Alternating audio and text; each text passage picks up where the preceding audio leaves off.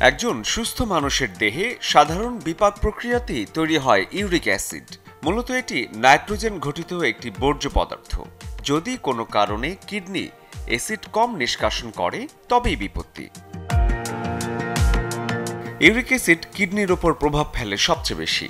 যাদের high pressure আর diabetes আছে তাদের ক্ষেত্রে শরীরে অ্যাসিড বেড়ে যাওয়া মোটেই সুখবর নয়।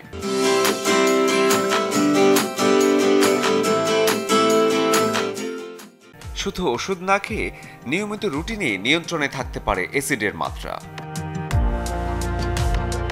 যদি ইউরিক অ্যাসিড বেড়েই যায় তাহলে কফি, কোল্ড ড্রিঙ্কস একেবারেই বারণ। পালং শাক, পুঁইশাক, টমেটো জাতীয় সবজি খাওয়া নিষেধ, এটাও ভুল প্রমাণিত হয়েছে।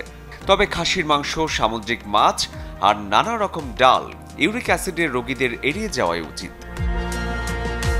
পানি খাওয়া তো এমনিতেই ভালো। যাদের ইউরিক অ্যাসিডের সমস্যা আছে তাদের জন্য আরও ভালো, কারণ পানি ইউরিক অ্যাসিডকে ইউরিনের মাধ্যমে বের করে দেয়। শীতকালে পানি খাওয়ার মাত্রাটা বাড়াতে হবে। বারবার প্রস্রাবের বেগ পেতে পারে।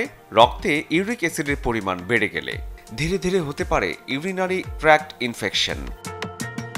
স্বস্তির কথা হচ্ছে গিটে ব্যথা, কিডনি বা অন্য শারীরিক সমস্যা না থাকলে ইউরিক অ্যাসিডের মাত্রা নিয়ে আতঙ্কিত হওয়ার কিছু নেই। তবে হাড়ের জয়েন্টে তীব্র ব্যথা হলে অবশ্যই নিতে হবে চিকিৎসকের পরামর্শ। শরীফুল হক, চ্যানেল 24।